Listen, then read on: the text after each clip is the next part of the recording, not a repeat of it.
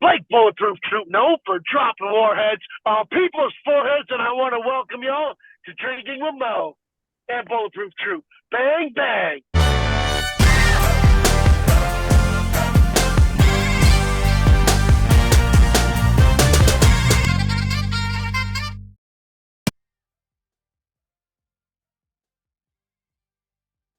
All right, everybody, taking time out before we get this show started. I want to thank Reaper Apparel for having Drinkin Mo's be a brand ambassador for their clothing line. They got good stuff. They got t-shirts, they got hoodies, they got beanies, they got lots of great stuff, encouraging everybody to break out of their comfort zone, live their best self, and hey, it's something I try to live every day. Now, be sure when you go and you're filling out your order, use the code Drinkin at Mo's, get 10% off, and the link and the code will both be in the description. Let's fucking All right, go. everybody, Big Mo here. You know the drill. This is Drinkin at Mo's. Be sure to like, subscribe, share, comment, all that good stuff on YouTube. We need the help with that pain in the ass algorithm, where most places you can find audio podcasts too. Today, I'm excited to have with me Blake Troop. How you doing? I'm doing well. I have had quite a long day. As you can tell, my car is packed up pretty much my entire life, or everything that I wasn't willing to walk potentially away from is packed up in my car. Made the trek from Tampa, Florida, out to Los Angeles in pretty quick speed. I actually left Houston yesterday at 2 p.m. And it's 4 p.m. So it's, let me see, 28 hours ago. And I pulled over. I've got about 3 hours of sleep. So it's been a long day. I got like an hour and a half left in this, 27-hour drive, 26-hour drive. No. And I'm drinking with Mo, but I got Dr. Pepper. Oh, hey, same here. But you better. Dr. Pepper's the way to go. It is my favorite soda. Hey, mine too. Health. Above me, can't. You know what? Shit, I'll just go ahead and grab it right now. I was at the Mall of America before the New Year's Eve Packers-Vikings game. We went to the Bubba Gump, and my wife showed me this because I collect souvenir shot glasses. She showed me this Dr. Pepper one. Nice. And I was like, I have to have that. You got quite the collection of stuff behind you, my man. You got awesome toys. Like, I'm almost trying to look down. You got the pops. You got everything down there. I'm trying to check it out and not get in a car accident. No, we don't want that. We do not want that. But yeah, this entire top shelf is all signed. And I had to go down to this shelf. The stuff directly behind me here is the only stuff I keep out of the box. My stuff for people that have passed on. My little tribute section. I actually just picked up a Vader Funko Pop the other day. Nice. I wasn't even planning on getting it, but then I saw it and I'm like, okay. I've never seen a Vader one. That's one to grab, especially if you're an old school wrestling fan. I'm born in '87, so Vader is one of those big bad dudes. Oh yeah, one of the first live TV shows I ever went to for WWE. Vader was on there from dark matches and on. He was out there a good 2 or 3 times. But yeah, huge Vader fan, huge Bam Bam Bigelow, Big Boss Man, another one of my all-time favorites. But with the big man right there. Oh yeah, and with all your stuff packed up there like that, kind of reminds me of when I was just getting out of the Navy and literally, I shipped back home early what I could, but other than that, when I started making the trek home, the only spot I had left that wasn't floor to ceiling was the driver's seat. that was the only No, free space. I'm in a similar boat. My entire back seat's full, and then I got precious cargo in the front seat. Oh, I gotta yeah. say, I gotta know. Oh, Everyone's yeah. like, "What are you gonna do with your dog when you go back to California?" Like, I'm gonna take it. Like, what the fuck would you do with your dog? Like, Oh, what yeah. kind of question is that? He's coming with me. Oh, yeah. No, I've often said that if I were to ever move, or my wife and I were ever to move, and the place said that we couldn't have our dog, I'd be like, okay, we're finding a different spot. Someone's getting registered as a service animal. Oh, yeah. My wife and I, we have a English bulldog, and yeah, he's with us until he goes over that rainbow bridge. It's a tough time. I've lost one dog. So this is Timon right here next to me. I used to have a Pumbaa as well, like Timon and Pumbaa from the Lion King. Oh, yeah. Tough, the hardest thing I've ever been through. Pets Oh, are yeah. amazing companions. Oh, most definitely. Yeah, I've lost a couple, and yeah, it's never an easy thing. But the first thing I like to start off with everybody with when it comes to the wrestling side of stuff is what got you started as a fan, and then what got you deciding to make that leap into the business. So yeah, I was actually, like I said, born in 1987.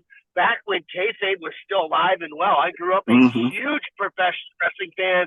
The Monday Night Wars, I believed it all was 100% real, and so professional wrestling was my first love. The first, did I lose you? Oh. Did I lose you? Go. Back? There we go.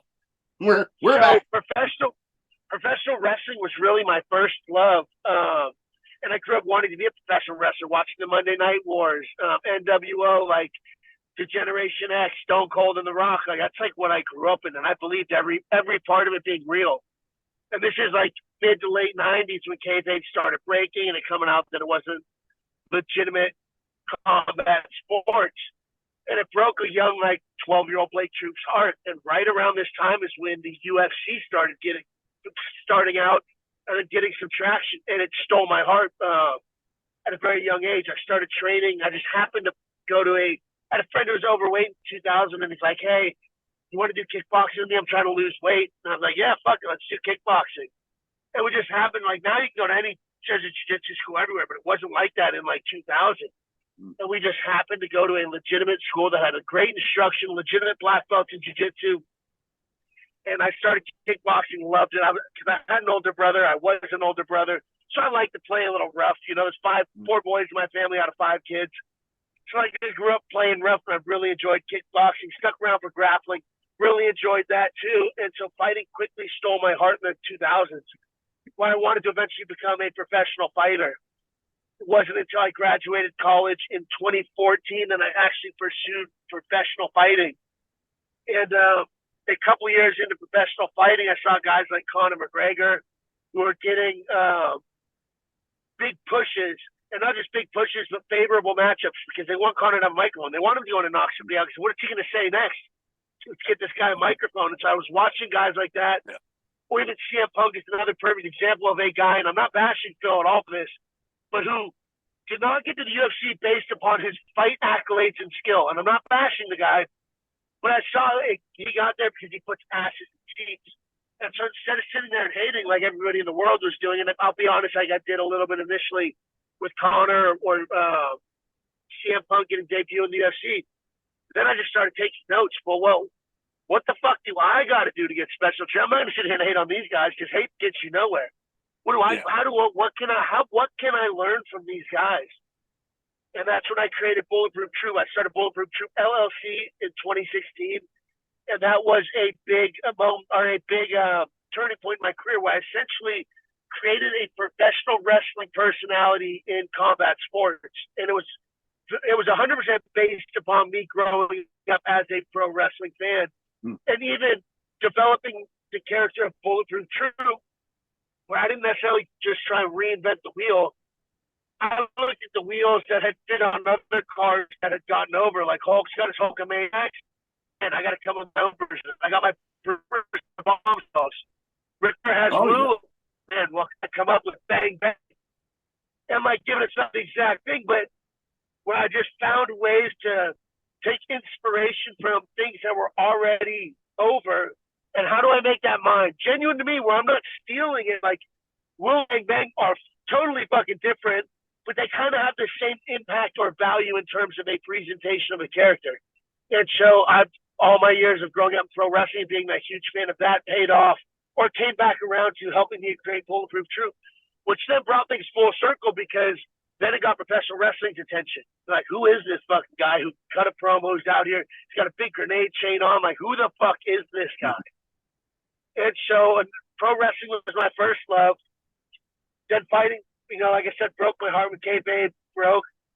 Then fighting stole my heart. And then I kind of blended the two, which got professional wrestling's attention and brought me back into professional wrestling, where I was working as an analyst for David Marquez's United Wrestling Network Championship Wrestling in Hollywood in 2020. Yeah.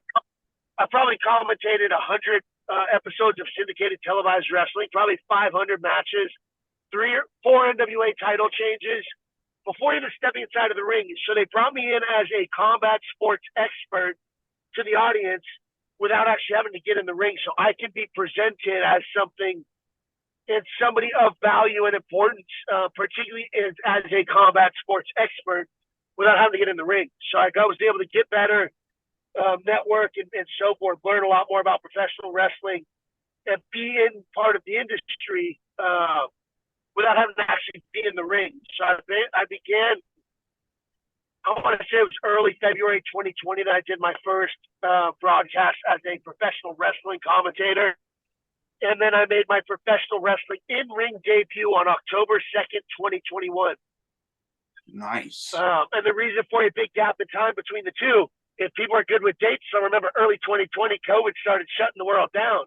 Yeah. I was in California. And so things got really shut down. And by the end of 2020, I had moved myself to Florida to focus 100% on professional wrestling. I wanted to keep fighting. I was supposed to fight in the main event for Lights Out Extreme Fighting's heavyweight belt March 13th, 2020. The world shut down on the 12th, and after 6 months, I just didn't feel like I could wait anymore in my career. Not that I'm old. I'm 30. How old am I? I'm 36 right now. So 4 years ago, 32, which isn't old. Time to waste. I'm not in a hurry, but I'm also not able to waste time, So I just made the switch into professional wrestling sooner than anticipated. Moved to Florida. So during COVID, where I said it took me about 6-7 months to move, I'm not the type who can sit there and stay stagnant. So I started doing online courses. I did Santino Brothers have a beginner's online course, which broke down a lot of things in a academic standpoint, match structure, things for us to study, promos, blah, blah, blah, blah, blah, and so forth, character development. And I also began doing a weekly hours-long Zoom call with Chris Silvio, who I work with at the National Wrestling Alliance. And after doing a hour Zoom call with them just about every week for 6-7 months, finally I was like, dude, I just need to move to Florida. You understand what I'm trying to bring into the professional wrestling world. I'm just going to move to Florida. And so I moved to Tampa, Florida, December of 2020. I'd never been to Tampa before. I'd never actually met Chris in person. Moved into a house that got only talked to on the internet. It changed my entire life for professional wrestling. And went out there, spent almost a year of 100% fully focused on professional wrestling training. And then made my debut October 2nd, 2021. Nice. And it's the first love, and then how I made my all the way journey, started into pro wrestling at the commentary table, and then completely once I stepped inside of the ring. Oh yeah. And that's awesome. With the podcast, I've always been kind of dreaming that eventually one day, maybe for part of the show, I'll end up jumping in. I always imagine myself as more of a color commentary guy, but it's interesting seeing, especially now, how much pro wrestling and MMA, they kind of meld together. I mean, hell, WWE and UFC merge under TKO, and you have UFC fighters popping up on Raw and cutting promos, and like even before then, MMA fighters were doing some stuff with Conor McGregor, perfect example of somebody that could cut one hell of a pro wrestling style promo. So an interesting thing when you bring up Conor McGregor, in my opinion, Conor McGregor is basically a professional wrestling personality in combat sports, just the same as I am. And one of the big areas you can see, in my opinion, and I don't know this, is just from what I know about pro wrestling and watching, is how there's face turns and heel turns after big moments. He loses and he switches. He went from being this big arrogant guy, comes back super nice, blah, blah, blah, saying like really nice things about Dustin Poirier, blah, blah, blah. Dustin Poirier beats him. You like send me DMs, like flip all the way back over to heel. Like, and he does a fantastic job of the back and forth where like love him or hate him, he's a fantastic face or heel. And I think that he really understands he needs to be one or the other. But he has been one of the best to do it, in my opinion, in mixed martial arts. And there's been a few other guys of similar stature, Muhammad Ali being another one of the top tier entertainers within combat sports, but there's only been a handful. One of the biggest influences on me creating my personality was Tito Ortiz. In my opinion, Tito Ortiz was the first full-on, and I don't even want to call it a gimmick because he's the Huntington Beach bad boy, but bleached hair, flame shorts.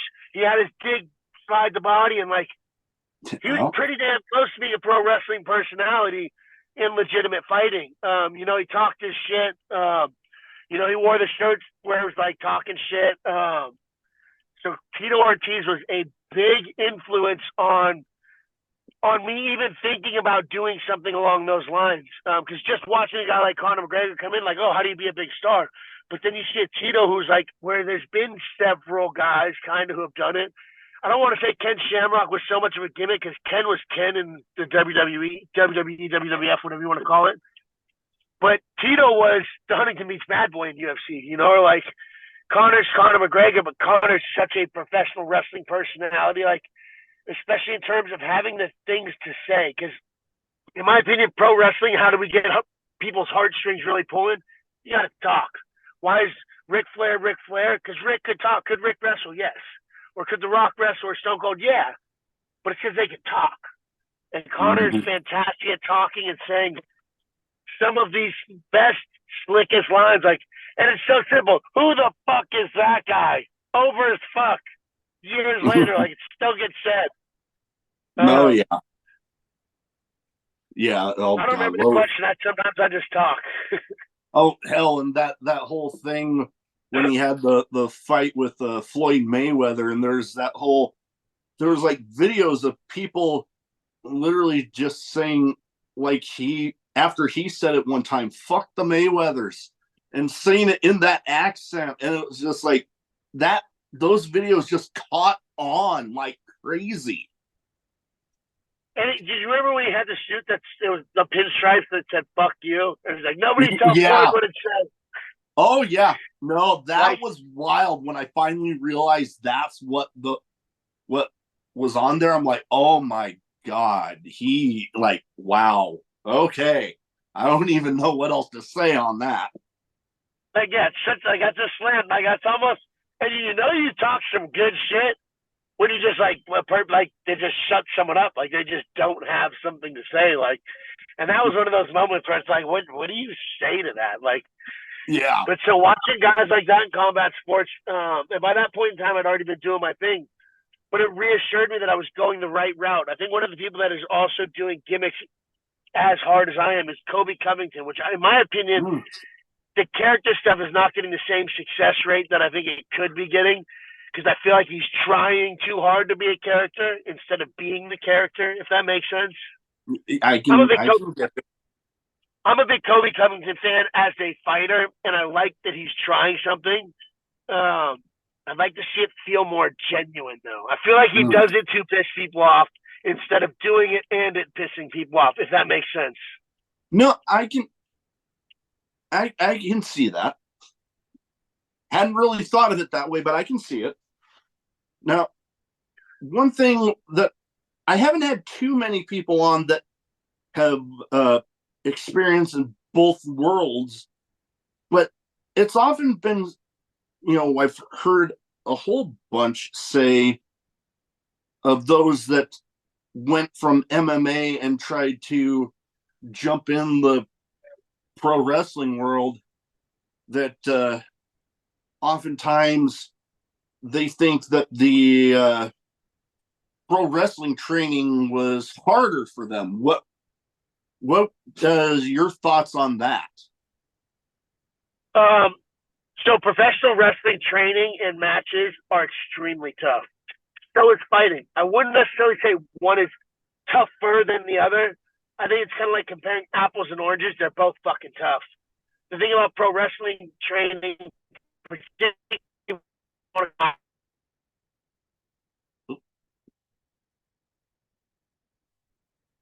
Still there?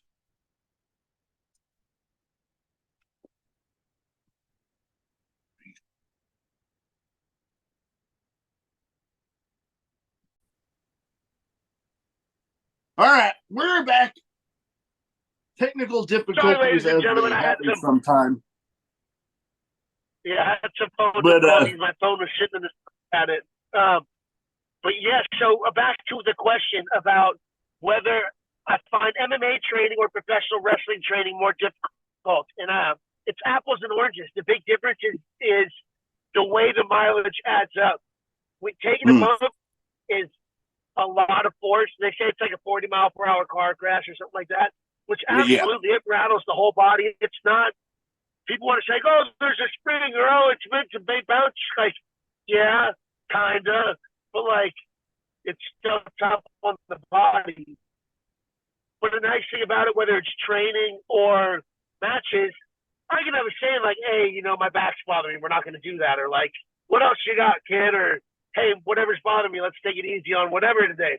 MMA training, it's a lot more small stuff, particularly getting punched in the head or kicked in the leg, that adds up. So it's not a 40-mile-per-hour car crash. It's the chipping away, particularly with headshots. So instead of it being a big 40-mile-per-hour car crash that rattles everything, you get chipped away like a little. You got somebody right there with a chisel, chip a little bit out here, chip a little bit out here. And so in training, we have some same terms of like, "Hey, my knee's bothering me. Try and be cool about my knee," or whatever. But when it comes to fight night, you can't be like, "Hey, my knee's bothering me a little. Take it easy on my knee." It's just that, So like, it's different. Both are definitely very demanding, and it takes a certain type of individual to be able to survive either, and to be able to come back and want to do more of it. I can't put one above the other. I would just both. No, makes sense because I, as somebody that has been in a car crash of that sort, and then I've done stuff like pro wrestling boot camp one time where we took a couple bumps, and let me tell you, a whole new respect for people that do that on a weekly basis. It's just like, holy moly, I was walking funny for about a week. It is much harder than people realize. And like, you do see the ring bounce a little, and like, it's kind of designed to absorb impact, but like at the same time, dude, you're fucking slamming into basically plywood with a couple inches of padding on it. Like most rings don't have a spring; it's just plywood over metal. So it has a little bit of a bouncer absorbing to it, but it's rough. And then you start watching guys sometimes on TV doing like getting bumped on chairs that are open, or like, and you're just like, why? How? Like, which is one thing I love about my style. I'm all about realism because of my brand and my skill set and my background. It's all about realism. So I'm not flying off the top ropes. I'm not.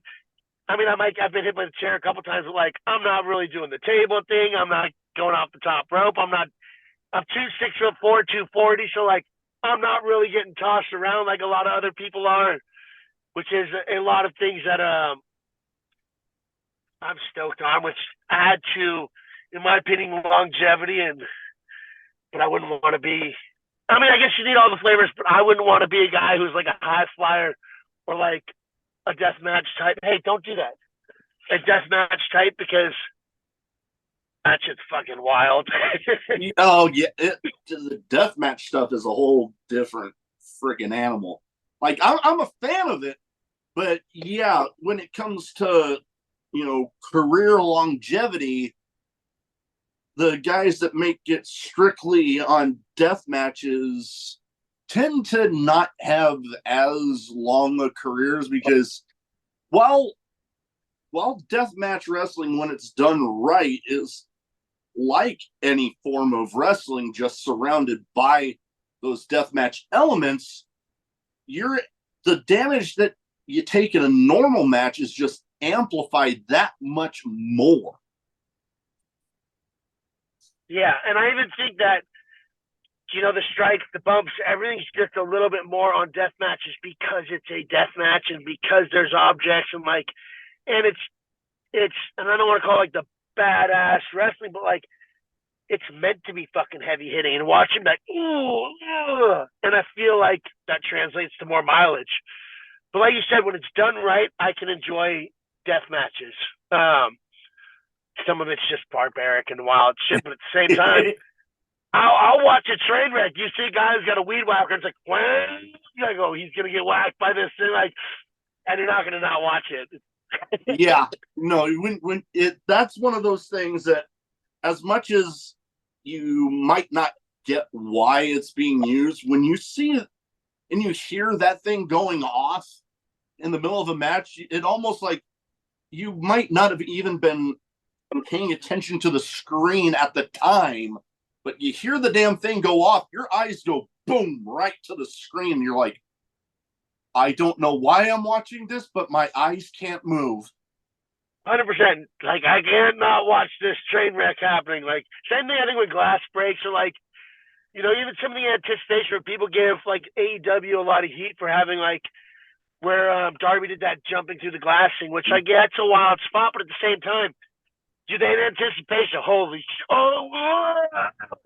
and in my opinion, that's kind of what wrestling's about. Is sometimes you give it to them, sometimes you don't. Like, oh yeah, and it was funny for me with that spot in particular, because I've been to shows for like Sami Callihan's promotion, Wrestling Revolver, where glass was used, and I'm not even just saying like regular glass. Like, the first death match that I ever saw was at a Revolver show, and the glass was lit on fire.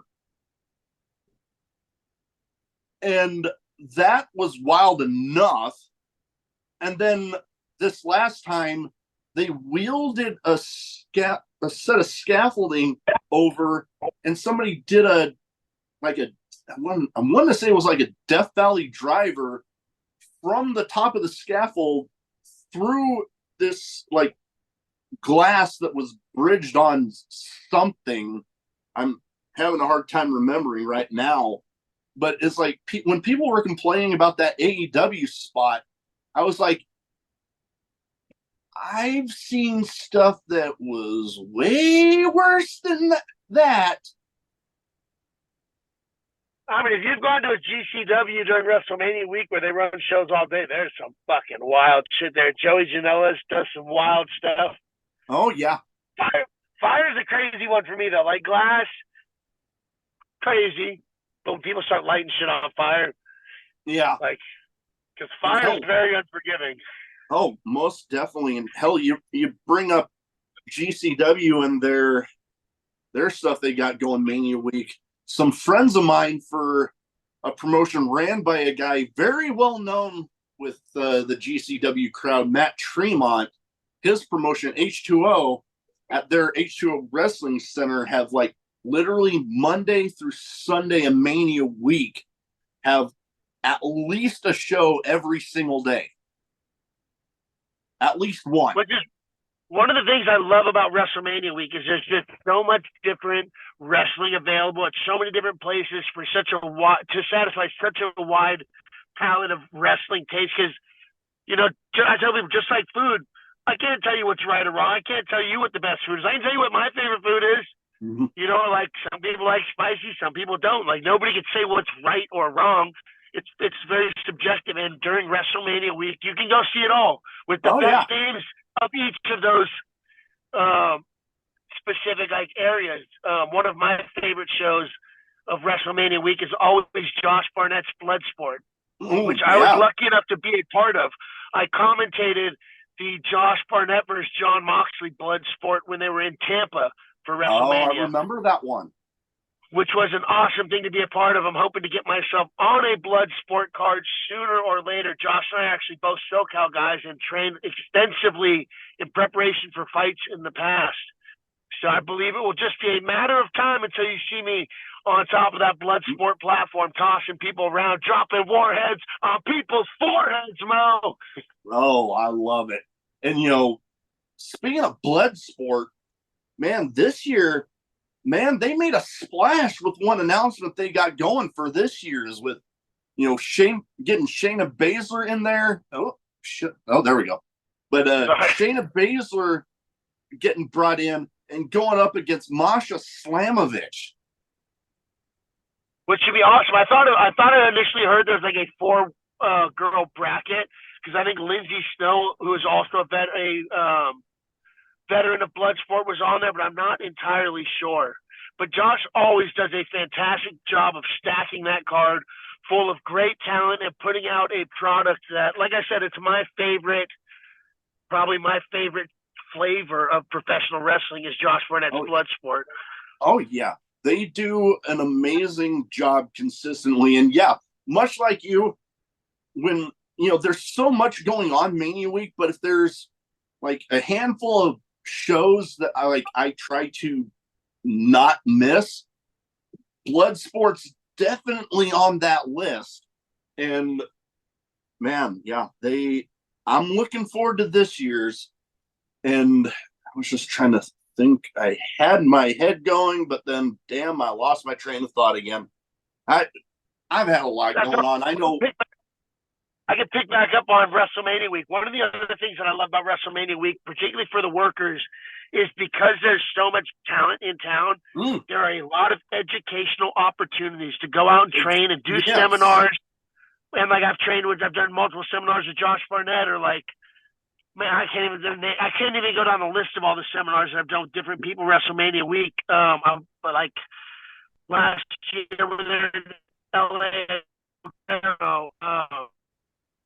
not Dennis, there's just so much opportunities trained with people that, and not just with people that come down, but it's people that are in town as well. So you might be training with partners who maybe you make a connection to be able to wrestle in whatever other city, or a lot of different high-level coaches, which is awesome. I'm a competitive athlete, so I love to learn. I feel like the learning never stops. I even to this day still train professional wrestling multiple times a week, private lessons and so forth. But yeah, I'm a little bummed I'm not able to make it out to WrestleMania week this year. I also do combat sports analyst work for Lights Out Extreme Fighting on the Fubo Sports Network, and we have a big fight April 6th. And so I'm like, I go out Tuesday, Wednesday, Thursday, fly back Friday, hopefully in time to get back for weigh-ins. Then Saturday there's the fight, and I'm like, and I've been actually, and I got something else going on where my time I got to be focused on doing something but so I'm a little bummed I'm probably not going to make it out there this year. But WrestleMania is such an awesome week in the industry. Oh yeah, and you know what? I actually just remember where I was going to go. You brought up wrestling being there's all sorts of different flavors. Everybody has their own taste, and that's one of the things that I definitely enjoy about wrestling is it can be very subjective. There's all sorts of flavors. Everybody has their favorite. They have their stuff they don't like. And that's one thing that in the other podcasts that I do with a friend of mine that we call My Two Cents is we try to make it clear that, This is our opinions that we get. There's all sorts of flavors. Everything's subjective. If you like what we have to say, cool. If not, hey, we're open to the conversation. And let's, without going into too many details, let's just say it has rubbed some people the wrong way before. But I try to think of it like, am I trying to make it a personal attack on anybody? No.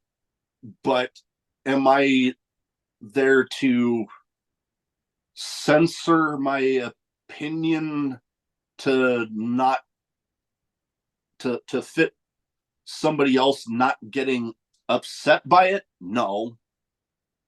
But I'm not trying to make it a personal thing on anybody.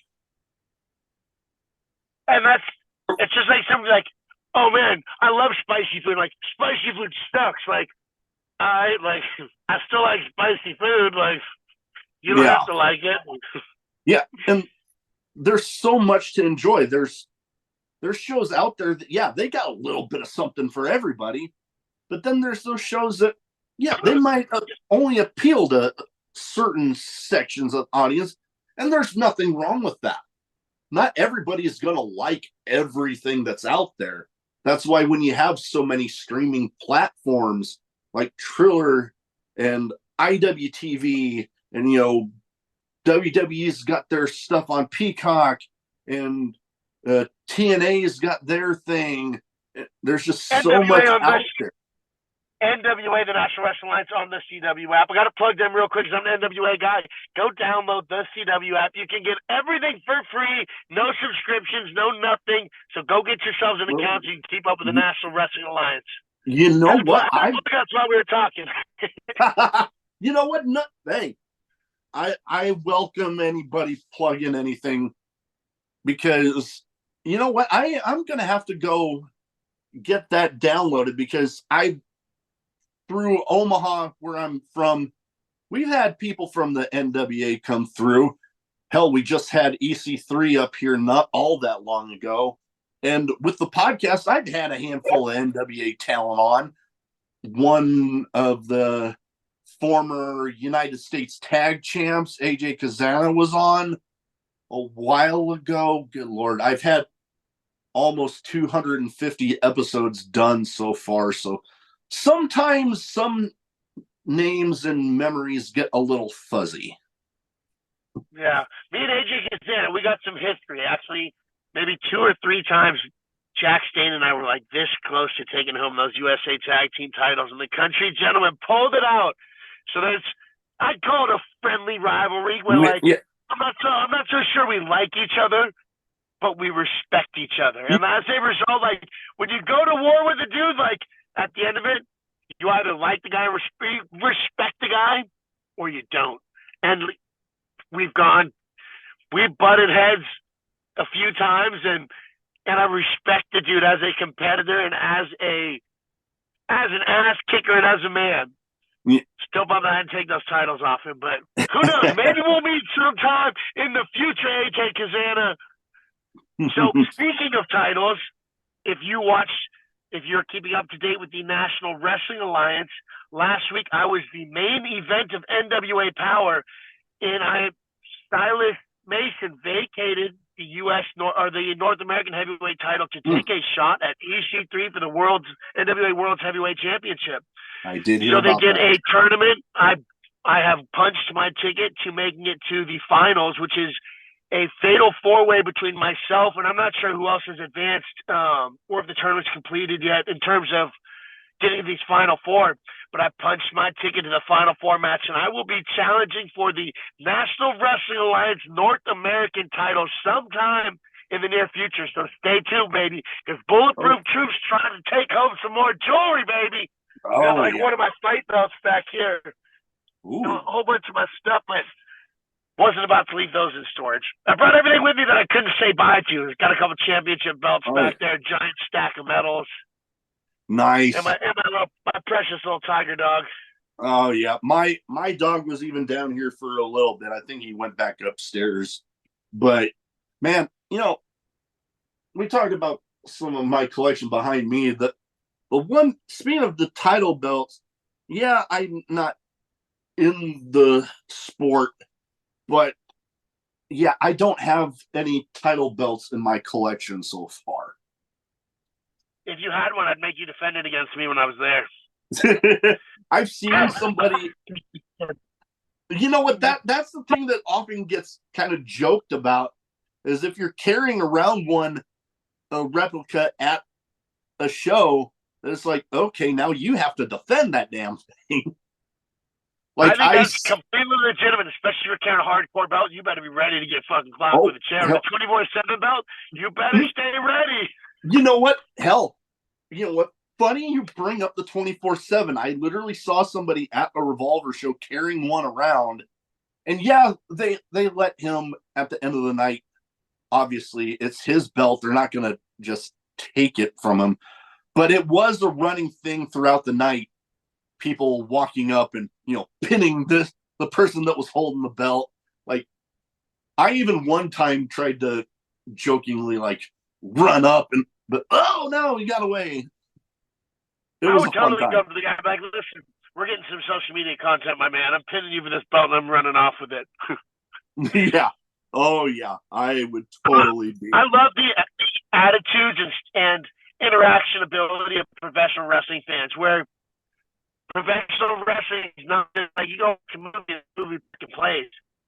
Matches. I mean, sometimes matches come out like that, but it is where it is an interactive show, and the audience is part of what's happening, especially when you get some great performers in there that can really draw the crowd in and be reactive for them. I'm not at that point myself yet, working my way getting there, but it's something that as a performer, I'm starting to understand and see more and more of how people draw them in and create it to be an interactive experience as opposed to a spectator. Because, yeah, you're a spectator in pro wrestling, but you're kind of a little more than that, or you can be kind of a little more than that, particularly when you've got a fantastic performer in there, like a guy like Aaron Stevens. EC3 is another perfect example.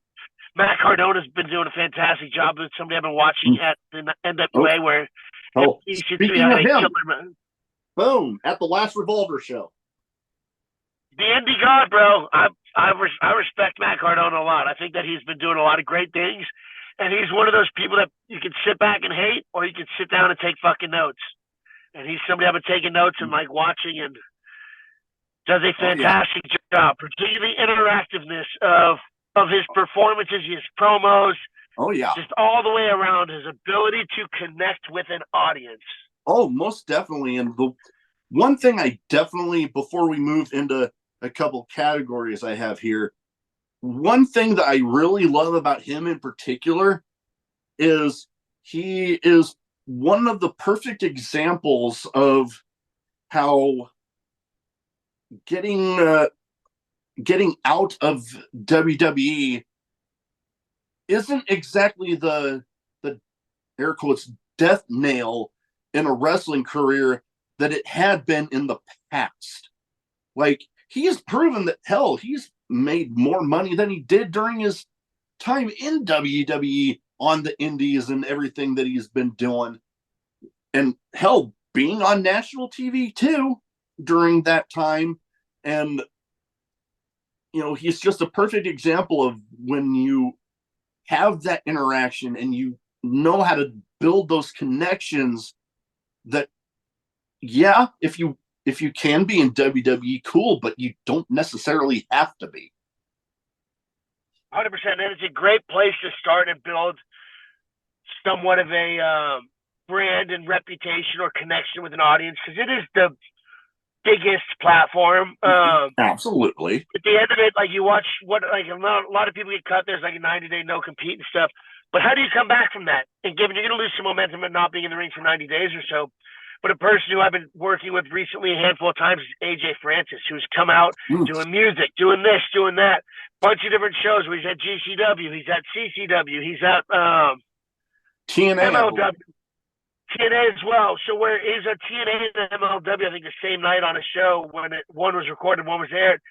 But what are you going to do? You're going to slow down and be like, oh, I got cut. I'm going to just sit here and feel bad for myself, which sucks. And I'm not saying doesn't suck, but you're going to start picking up the pieces and fucking pulling your pants up and doing what you can do, where he's been producing music, Yeah. pushing his brand, like doing a variety of other things to keep AJ Francis not just alive, but evolving and continuing to grow and thrive, in my opinion, particularly after the nail of getting cut by the WWE. Very for some people that aren't motivated, or like AJ went and did a bunch of that stuff himself, or like Matt Cardona, he's there because he is a very self-sufficient, go-getter on his own. But if you're able to be creative and be persistent and you go for it, then it's not the death nail that so many people believe. Something else I'm happy to see is people that leave that then stick to their guns with getting paid. Like Sasha Banks or Mercedes Moné or whatever you want to call her, sat down and was like, this is what I'm worth. And got where it was kind of a, is this going to work out? And finally did, just like Francis Ngannou did with the UFC, where now he made more in his last fight than he made in his entire UFC career. But he wouldn't have got there if he didn't hold out a little bit and be like, you know what? UFC is the big show and so forth, but I think I'm worth a certain amount and I'm not going to work for less. I want to see more people start doing that, because I think the more people that are stubborn about accepting compensation closer to what they feel like is their worth, I think the better it's going to be for everybody involved. Oh, yeah. Even the companies that are paying more, because I think the workers are going to be happier and that much more passionate. I think the more stoked your workers are, and it could be anything, bro. You could have a construction site or a fucking make flowers. I don't know. But when your people are paid and happy and more comfortable, I think you're going to see more passion and so forth out of people. I think it'll become a more profitable business. So I think the more people that stand up for that, and because I think that's a big part of a lot of people just don't feel like they're getting what they're paid. And given not everybody at every level of this industry can pay people top dollar, because there's not a lot of money in pro wrestling outside of the big, but in some of the big spots, I want to see people put their foot down a little bit and be like, I'm worth X, Y, Z. And I'm going to take a gamble on myself, and I'm going to roll the dice by going to free agency and seeing what happens. And I'm hoping more people do that, and it pays off. And I'm hoping to see, like, and I'm not even like a Sasha Banks, Mercedes Moné big fan per se, but I really want to see her go do well. Oh, yeah. Same just here. Because of that. Yeah. And like, you watch her first couple of promos and just the first couple of showings that she's had there in AEW, and you just get this sense that she's much happier, that it's like she knows that she took a bet on herself and it's paying off. That it's like sometimes, that first step can be scary, but when you do it and it finally pays off, man, how rewarding does that gotta feel? And we do those a lot, and they don't always pay off in our lives. And it's not just her, like, just different things we do in our life where we fucking go when it doesn't pay off. But to continue to do that and then for it to pay off, in my opinion, in one of the biggest moments she's probably ever done that, props to her. I want to see more people do it. I think more people will find success with it the more people start to do it. And then I think that everyone else kind of like, oh, I can kind of, and I don't want to say stand up for themselves, because like it's not like I don't feel like they're getting abused, but like, squeaky wheel gets the oil. Like, you don't have your mouth open, you ain't gonna get fed. Mm-hmm. So like, and the worst is, you miss 100% of shots you don't take. You don't ask, you don't always know. Oh yeah, that I've had somebody tell me that before, and you know what? I fully agree with it, because the answer is always no if you're not asking. All right. Now, I have two categories here. The first one's a bit of a name game, where I have a list of, like, let me look at my notes here. I got about 4 people, and I try to theme it towards the guests as much as possible. And with the MMA Pro Wrestling connection we have here, each of these 4 have either started in pro wrestling or MMA, but they've done both. So I give you the name, you give me quick thoughts on the person. Yep. So the first one somebody that I have actually had the pleasure of meeting. And I'll say this before I name him, that when I was in the line, good Lord, just looking at him and knowing that aura that he had was like, he looked like one intimidating mother. But like, you get to talking with him, man, one of the nicest dudes. And I'm talking about the beast, Dan Severn. No, I'm a huge Dan Severn fan. There's one guy who's walked out with the UFC belt and the NWA World Heavyweight Championship belt, and that is Dan Severn, who is one of the originators. He's a pioneer in mixed martial arts, tough-ass dude. I have a ton of respect for him, and I was actually supposed to meet up with his podcast partner, Don Fry, earlier today when I was driving back. Don Fry, Cowboy Cerrone, Keith Jardine, and some other people were out in Glamis in Southern California, which was on my drive back from Texas. I'm now in Los Angeles. And so I was going to swing by and say what's up to them. But so I'm a big fan of Dan Severn inside of a professional wrestling ring, inside of a mixed martial arts cage, and inside of in real life. Like, I'm a huge fan of his podcast, which is checking out. It's called Toxic Masculinity, him and Don Fry.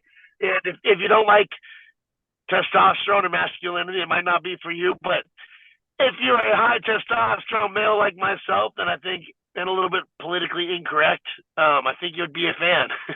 Well, yeah, but back to the name, Dan Severn, yes, 5 stars. Oh yeah, most definitely. I'm not always the most filtered person, political correctness and all that, but I'll admit that I have been able to kind of read the room a little better than I have before. But yeah, Dan Severn, totally loved getting to meet him. I still need to get what I got autographed by him displayed around here. I'm still waiting for getting some frames put together. But all right, next person. This guy, well, he's maybe not held both of these belts at the same time, but another guy that's held both UFC and NWA gold, Ken Shamrock. World's most dangerous man. I'm a huge Ken Shamrock fan. And Ken is still very heavily involved in combat sports. He actually just ran Valor Bare Knuckle, which is another form of bare knuckle boxing in Florida. I want to say they did Valor 2 or 3, maybe 3 months ago, which I was at. I went and did a tryout with it. Made friends with Ken. Ken really liked me, but I was more looking. Hey, I know you want to get out. We'll get out soon. But Ken, I was more looking for an analyst type position, or interviews, or post-fight interview type position. But the thing about being a fighter, looking for that type of position, when you have a fighter in charge, they like to know that you can fight. All right, cool. I'll come to the tryout. I'll bang with a guy who's a professional boxer. We had a great 3-minute sparring round. And I earned his respect enough to be like, all right, we could talk about it. I haven't been able to land a gig on that, but ton of respect for Ken Shamrock. Even bigger of a pioneer in the sport, and has a submission win over Dan Severn. Big Ken Shamrock fan. World's most dangerous man, baby. Oh, yeah. You know what? I had almost forgotten about that little factoid. Wow. All right. Yeah, well, you win over Dan Severn. I know, right? Now, the next person, he's been all over the pro wrestling map. He had a pretty good going there in MMA. Talking about the almighty Bobby Lashley. So the first time I met Bobby Lashley was probably 2010 or something. I met him in Guatemala. I was down there with Stephen Bonner, who's used to be a really good friend of mine, rest in peace. I was down there with Stephen Bonner, and Bobby Lashley was coaching on the card. And I couldn't believe how big that dude was. He was fucking huge. And I'm 6'4". He's not quite that tall, but thick and built like an action figure. I'm pretty jacked, and people tell me oh, you look like a statue. This dude looks like a fucking action figure, fucking monster. Incredible wrestling. I think that he could have gone far in mixed martial arts had he decided to pursue that route. a big, tough dude. I think he's doing fantastic in professional wrestling, really honing his skills, in my opinion, becoming a better performer as a professional wrestler. Great at talking. Working with MVP, I think has done great things for him. And I think that there's a bright future for that guy. Looking forward, because now I really feel like he's getting the push he could have or should have had earlier in his career, but he wasn't ready for it early in his career. That's not a dig on him. He needed some developing, and it looks like he went and fucking grounded out, put in some work, and he has really caught his stride in professional wrestling. I'm excited to see what the future holds for him, because I think he's going to continue to build and be a main guy, because he's almost there. Like, is he still the U.S. Champion? No, I know he was not. He's held that belt, and I think he. Oh yeah, Logan Paul is now, but he had one of the like mid card. I don't like the mid card belt, but like not the top belt. Working his way up to that end of the card though, and I think rightfully so, as he should be. Yeah, he's held the WWE title. He's held that, and then I think it went to the United States, held that for a bit, and now he's doing his thing with the Street Profits. Right. So he's doing pretty good for himself, and it's nice seeing that progression that he's had, because that first WWE run, they wanted to push him, but maybe he wasn't exactly ready at that point. But then he went out and he got improved. He did his thing in MMA. He did his thing with then Impact, and now back with WWE, and he's doing amazing. Yeah, competitive athletes, I think, are very great at evolving and getting better, and not just about how do I get better. A strategic plan of here's what I need to do to prepare myself to get there, and then put in the work to do it. Because able to plan and then execute on the plan. Both are really important. But as a high-level competitive athlete, you get really good at strategically developing and then executing on that plan of development. And he went and did that. And I think the next few years will be probably the best years for Bobby Lashley within professional wrestling. And he's in a great position to be around for a long time, the way that he's got a great look, able to work a microphone, and always like kind of bringing the Street Profits where he's a face-type person for a mouthpiece-esque, where I think that he's going to be able to have a long career within professional wrestling as well. Oh, most definitely. Now, last person on this list hasn't necessarily had a huge amount of time in professional wrestling. They've been more on the MMA side, but there was that little string of things they had going with, I believe it was AEW with, I think Scorpio Sky and Ethan Page were involved, but, and they had a couple matches in there, but talking about Junior Dos Santos. No, I've actually talked to Dan Lambert about Junior Dos Santos. I think he came in, I think he had a lot of fun with it. I don't think that he had enough training to come in and be able to perform on that level, but you could see the passion in him coming out and having a laugh with it. To perform for him, like taking the bumps he's supposed to take and so forth. I would have liked to have seen him got a little bit more training and prepared to come in and potentially stick around, as opposed to be a couple times in and out, particularly having Dan Lambert, who's super well connected within the professional wrestling world, where he could have been a longer stay than just kind of I know you don't want to get it lumps, buddy, but where instead of just being like a flash in the pan, I think he could have done some stuff for a while, and like, particularly he's a big dude who's athletic with a background, but it also helps. Like, I'm listening to a couple professional wrestling history books right now. I'm listening to We Promise You a Great Main Event, and they're talking about how having people that are ethnicities brings in such a big crowd, where how many Brazilian wrestlers are there? Not a ton. Man, he could have been a great Brazilian wrestler had they prepared him a little bit more for professional wrestling, instead of just like, hey, we're bringing in this big UFC fighter. hey, we're going to bring in this Brazilian UFC fighter, show him kind of how to wrestle and try and draw in some Brazilian wrestling fans or fight fans or both, instead of just, we're going to bring this guy in real quick. Instead of just like bringing a toy into the box real quick, developing that toy to be potentially a staple in the box or somebody that can come back more than just once or twice, you know? No, most definitely. Yeah, I definitely enjoyed seeing, you can just tell, like you said, he definitely was looking like he was enjoying himself out there. And hell, he even mentioned it in interviews since that he was having a lot of fun. So it's always nice, you know, getting to see people doing something they enjoy doing. Now, I have some random questions here, some wrestling related, some not, some nothing to do with anything. I got one to talk about real quick. Who's on MMA and professional wrestling? That's Jake Hager. And Jake, I would love to fight you inside the cage. I'd love to wrestle you out of a ring. Jake was getting interviewed one time at BKFC Bare Knuckle Fighting Championship as I'm walking by. It's him and his wife, and I'm walking by with one of my girls. And I just walked into his interview and just, hey, Jay, blah, blah, blah, I'd love to fight you. He's just like, and like left him, I came out of nowhere, surprised him.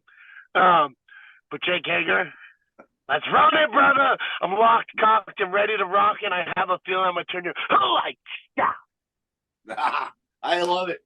You know what? I don't know why. I had almost forgot about that. Yeah, he does have that history in MMA too. Wow. Yep, I will talk about call but I have a ton of respect for Jake. He's Division I wrestler or an All-American Division II or whatever it was. He's fought MMA, so I do have a ton of respect for Jake. I wouldn't call Jake out if I didn't think that he was a tough dude. So, like, I'll put some respect on the call out. But Jake, it's running, baby. I love it. Love it. So, yeah, as I was stating, I got some random questions, some wrestling related, some not, some having nothing to do with anything we've talked about. But I give you the question, you give me first answer that pops into your head.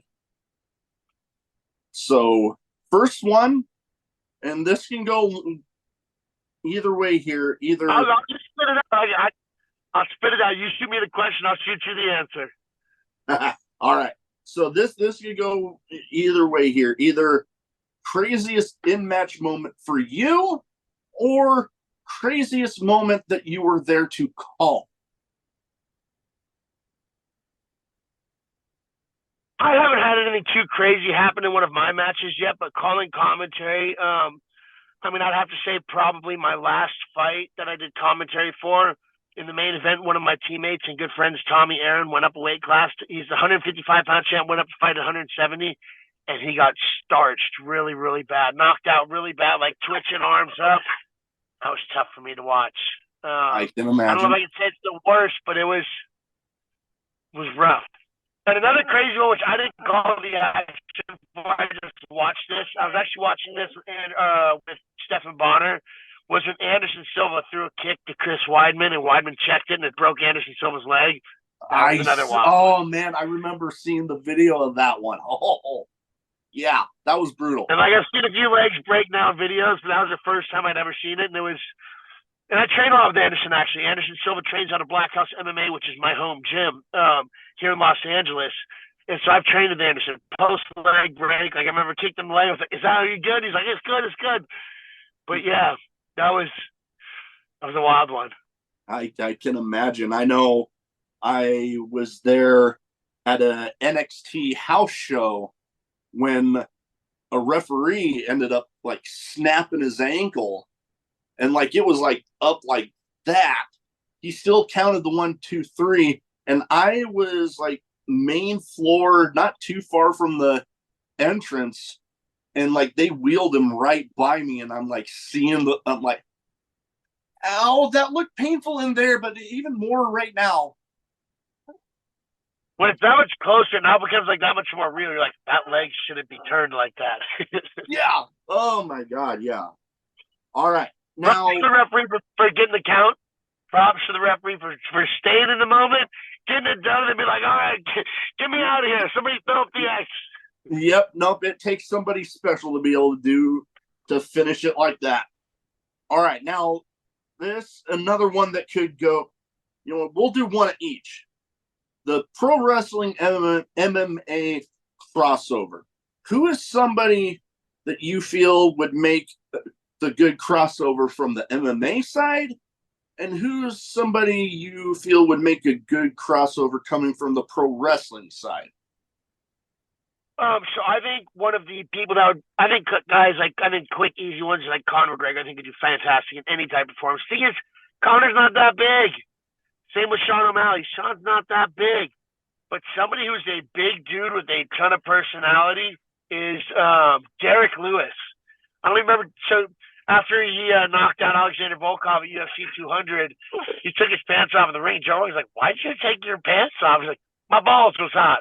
Oh, God. I love that video of that. And he's like 260, big black dude with a ton of personality. I think he would do great in wrestling.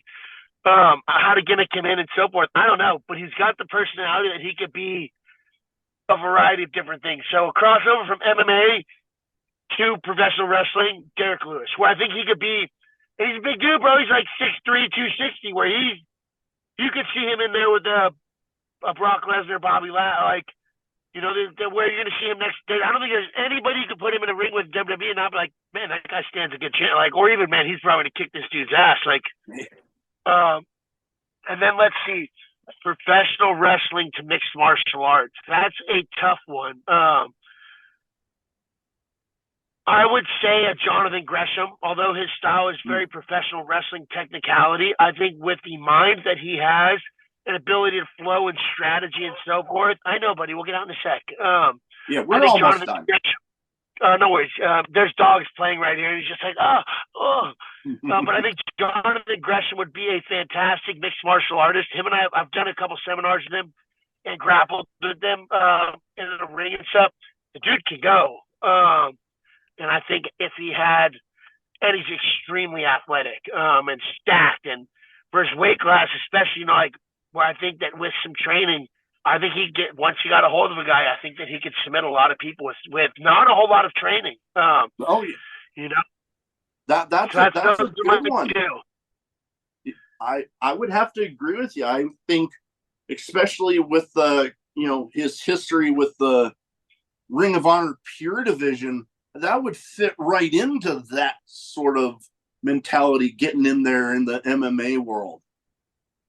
Right. And strategic sports approach to it, the moves are kind of different, but at the same time, they're not drastically different. You're still manipulating a body. It's just a matter of how much they're allowing you to. But at the same time, you still kind of got to take stuff, particularly with the Pure, where it was more like giving, they're working with you, but you had to make it look like you were pulling all that shit out and taking it from people. And it was a very legitimate form of competition. I think Jonathan Gresham would be a fantastic mixed martial artist if he ever decided to go that route. I would have to agree with you. Now, we've talked a couple times about some of my hobbies back here. What is a hobby for you, if any, outside of, because I know training for mixed martial arts and professional wrestling can take up a hell of a lot of time. Yeah, so I actually do have, I would say one of my main hobbies or favorite hobbies is tactical firearm training. I'm really, really good with a gun, whether it's a rifle, a shotgun, a pistol, tactical moving, shooting, switching guns, reloading, tactical reloads and so forth. Huge fan of tactical firearm training. And another thing that I do often, I call it sport fucking. Big fan of sport fucking, which is just being a slut. Call it a vice. I don't know. I enjoy it. Love it. All right. Now, you kind of mentioned your favorite non-alcoholic drink.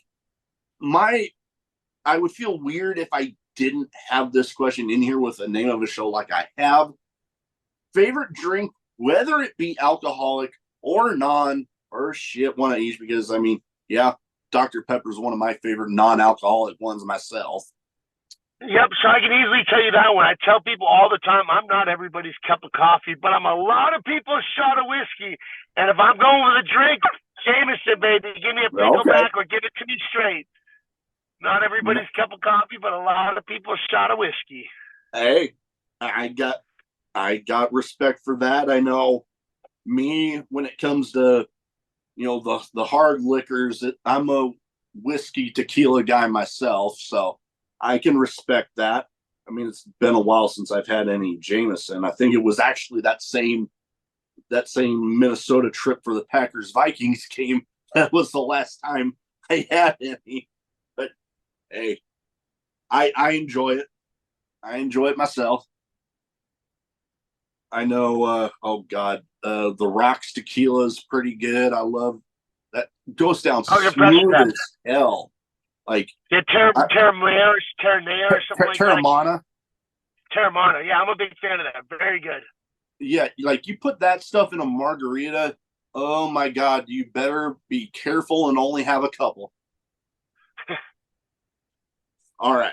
Now, last but not least here, best advice you have for anybody wanting to get into, you know, the pro wrestling professional fight world.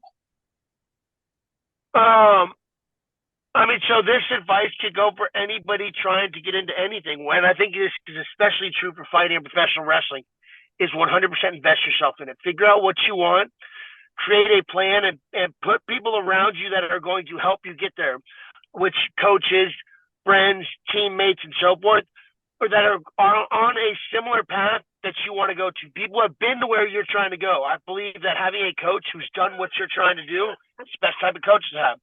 Best type of friends, people on a similar journey. So whatever it is you're trying to go, surround yourself with people that are on a very similar mission. They're going to help you try and get to that location, whether it's professional fighting, professional wrestling, being an entrepreneur. It doesn't matter. But find out what it is that gives you the feeling of fulfillment or like soul satisfyingness, and fucking go for it. Dreams come true if you believe in them and you work for them. But you got to figure out what you want, create a plan to get that shit, and then execute. And part of executing is having the people around you to get you there, because it's not just go do it. It takes a whole team of people. Even though only one person gets in the ring to wrestle, or one person gets in the ring to fight, that person is developed by the people around them. And guided by somebody who needs to help you get there. And again, that could be fucking anything, accountant. It could be like, you know, because you're going to need your mentors and your teachers and so forth for accounting too. Like, you might not have sparring partners, but like, you know, maybe a scientist, same thing. Like, and it could be, it's not even limited to just that, but especially for things like fighting. And don't half step, fucking go for it. If you're going to do it, fucking go do it and do it 110%. Passionately put your everything into it, you know? Most definitely. And I know the difference between try and triumph is that extra little oomph, and that extra little oomph is passion, baby. I completely agree. I know when trying to explain my recording schedule to some people, they look at me like, holy shit. I'm like, I do it because I love it. I love getting to share my passion about it, and I seemingly have developed a little bit of a following. Hell, I've even been recognized at the freaking zoo. That's awesome. That one caught me off guard. Like, all of a sudden I'm like, wait, what? You're talking to me, right? And then a pat on the back though. I'm like, you don't do it for that, but when that happens, you're like, cool, thank you. Like, that means I put my heart and soul into this. Thank you. Yeah. And because there's times where, like, literally I'll have, and I try not to have it like this too often, but where I'll have Monday through Friday, at least one recording every day during that week. And I work almost an hour away from my house. So it's literally, I wake up, my alarm goes off at like 5:45. I drive to work. I come back. I take care of my dog. I come down. I record. I get done. I might have a little bit of time to relax before I'm going to bed and getting back up and doing it all again the next day. But it feels damn good, doesn't it, Mo? I appreciate you bringing me on, by the way. It was a great time chatting with you. This has been a fun podcast. I can feel the passion in it.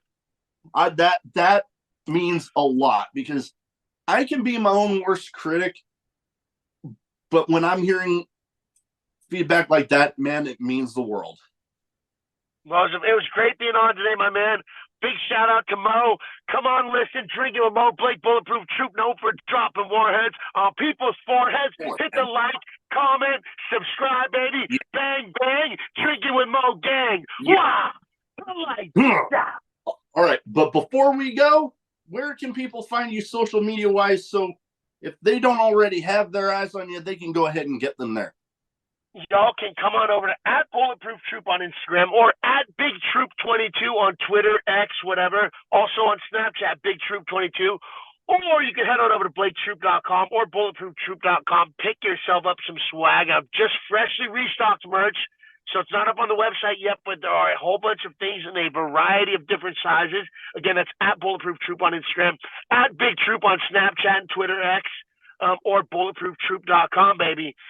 Come by. It's a good time. Follow the story. My Instagram story stays popping, and it stays getting me shadow banned. So it's a little wild. And everybody's times with that myself, where I feel like maybe I've gotten myself in those shoes. But we will be sure to have all that in the description. Thank you again for taking the time to talk to me today. Get your dog out there. Let them have a little fun. And I look forward to having you on again someday. And one other thing, people, don't forget to download the CW app. No subscriptions, no nothing. It's all free. You can watch all of the National Wrestling Alliance content. And today's a Tuesday. This video might not get dropped today, but it's a Tuesday, and we got another episode of NWA Power coming your way. So make sure you tune in, baby. Bang, bang, NWA gang. All right.